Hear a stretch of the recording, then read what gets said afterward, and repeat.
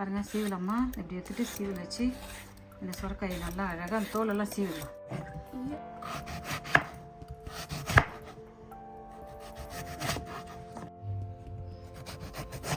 பாருங்கள் சின்ன சின்ன அழகாக நம்ம போட்டுக்கலாம்.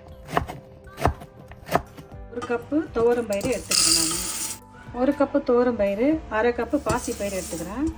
இதை நம்ம போய் கழுவிட்டு துவரம் பயிரும் பாசி பயிரும் நம்ம கழுவி கொண்டு வந்துட்டோம். 5-6 பூண்டு பல் சேர்த்துக்கிறேன். ஒரு நறுக்கி வச்ச ஒரு 2 தக்காளி பழத்தை நான் சேர்த்துக்கிறேன். நான் நறுக்குனேன் கொஞ்சம் வெங்காயம் நான் சேர்த்துக்கிறேன். நான் பொடியாக நறுக்குனேன் சுரக்காயை நானும் இதில் சேர்த்துக்கிறேன். நான் திட்டமாக கொஞ்சம் உப்பு சேர்த்துக்கலாம். இல்லை மஞ்சள் தூள் போட்டுக்கிறோம், மிளகாய் தூள் போட்டுக்கிறோம். இல்லை காரத்துக்கத்தே மிளகாய் தூள் போட்டுங்க. மல்லித்தூள் சேர்த்துக்கிறேன். நான்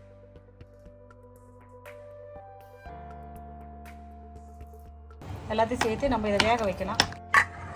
மூடி போட்டு வேக வைக்கலாம். பார்க்கலாம் பாருங்கள். துவரம் பயிறு, பாசி பயிறு, சுரக்காய், தக்காளி, வெங்காயம், பூண்டு எல்லாம் நல்லா அழகாக வெந்துடுச்சு.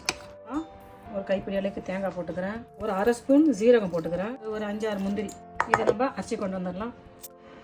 எண்ணெய் போட்டுக்கலாம், கடுகு போட்டுக்கலாம், ஜீரகம் போட்டுக்கலாம், கொஞ்சம் கருவேப்பிலை போட்டு கலக்கலாம்.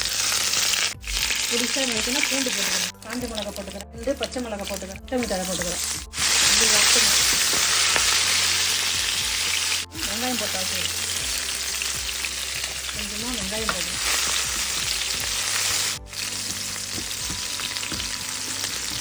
தக்காளி பழம் போட்டுக்கலாம்.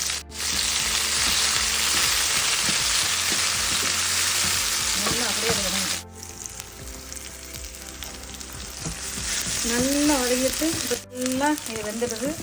இது நம்ம வந்து ஒரு கடையலாம் இல்லை அப்படியே விட்டுடலாம். ஏன்னா இது நல்லா வெந்துருச்சு. இதுக்கு மேலே இது கடையணும் தேவையில்லை. பாருங்கள் சுரக்காய் எல்லாம் அழகாக வெந்துடுது. நம்ம இதை கடையணும்னு தேவையில்லை. தாளிப்பு எடுத்து நம்ம அதில் கொட்டிக்கலாம். தாளித்து இதை அப்படியே கொட்டிக்கிறோம். அரைச்சி எட்டுனது தேங்காய் சீரகம் அது வந்து நம்ம இதில் போட்டுக்கலாம். இதில் அப்படியே கிண்டலாம். 1 நிமிஷம் அப்படியே கொதிக்க வைக்கலாம். தேங்காய் போட்டுக்கிறோம். சும்மா நிறைய நேரம் கொதிக்க தேவையில்லை.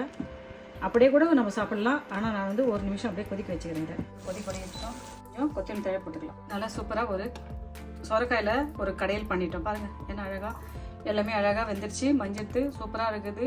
உப்பு டேஸ்ட்டு காரம் பார்த்துங்க. உங்களுக்கு காரத்துக்கு ஏற்ற மாதிரி காரம் போட்டுங்க. நீங்களும் இதே மெத்தடில் செஞ்சு பார்த்துட்டு உங்கள் கமெண்ட் எனக்கு சொல்லுங்கப்பா. பாய்.